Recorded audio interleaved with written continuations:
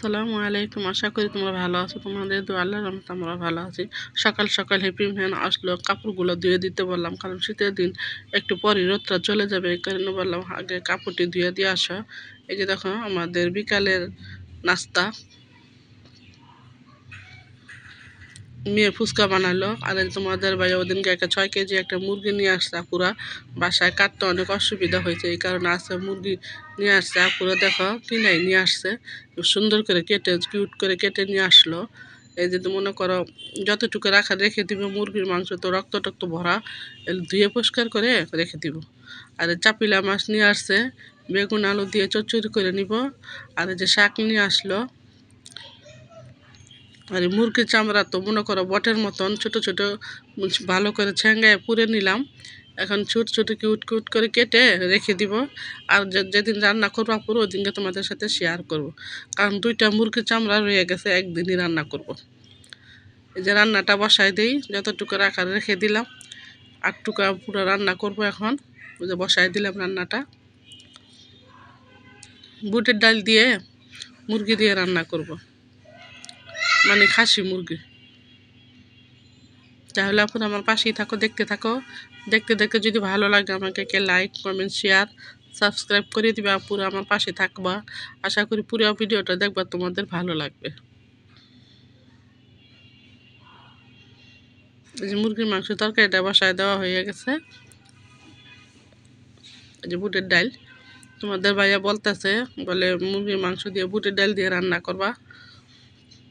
তারপরে পুরো বলার পর নাতির জন্য 2-1টা আলু দিয়ে দিব লাস্টে, কারণ আমার নাতি পুরো আলু দিয়ে ভাত খায়। মাংস আর বুটের ডাল একসাথে কষায় নিব, তা না হলে তা পুরো মনে করো বুটের ডাল সিদ্ধ হবে না, আলু পরে দিব। আমার নাতি দেখো কীরকম দুষ্টামি করতেছে পুরা, তোমরা মনে কিছু করবে না, ছোট বাবু তো তার বোঝে না।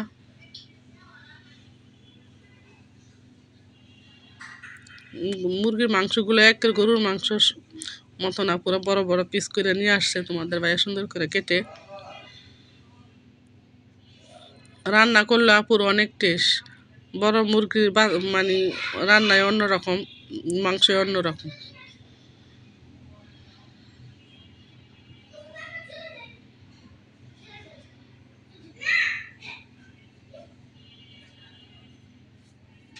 মনে করো যে মাংস টাংস দিয়ে কষায় নিলাম। আর মুরগির মাংসের আসল জিনিসে পুরো বা দিতে মন নাই, এই যে এখন দিলাম আদা, কারণ আমি তো এখন রান্না করি না, পুরো রান্নার ওই জায়গায় ওই রকম মনোযোগীও নাই। আর চাপিলা মাছ দিয়ে ভাবলাম টাটকা মাছগুলো দিয়ে বেগুন আলু দিয়ে রান্না করি, একদম সুন্দর করে চচ্চড়ি করে নিব।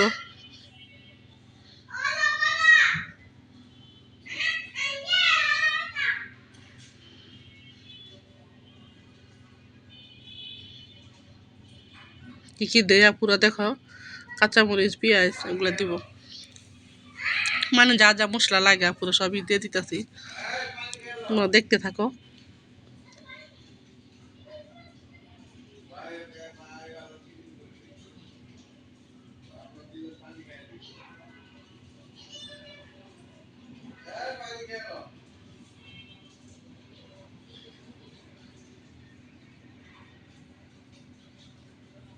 কারণ কাঁচামরিচ দিয়ে দেওয়া হয়েছে পুরা বেশি, অল্প করে অল্প অল্প করে হলুদ মরিচ দিলাম।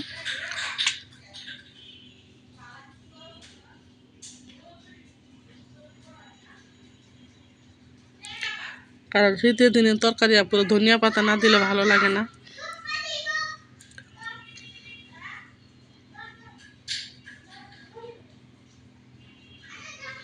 সব একসাথে দিয়ে দিব, বেগুন আলু মশলা দিয়ে ভালো করে মেখে নিলাম। এখন এই যে মনে করো মাছগুলো দিয়ে একটু নাড়া দিয়ে অল্প করে পানি দিয়ে দিব, যাতে একটা চচ্চড়ি হয়ে যায়।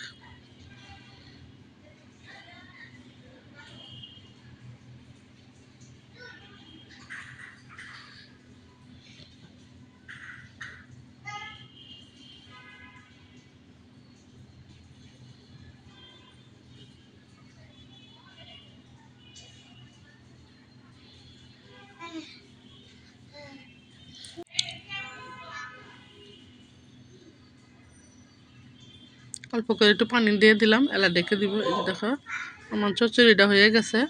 আর এই পাশে মনে করো তরকারিটা বসায় দিলাম, আর ওই পাশে ভাত বসায় দিলাম।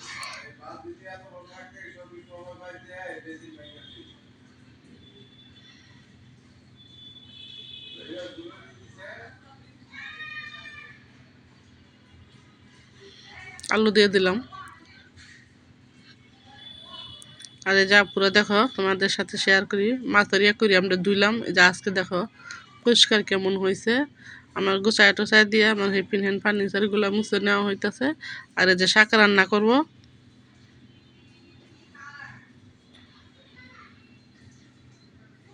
আমার রান্নার এই পর্যন্ত। আল্লাহ হাফেজ।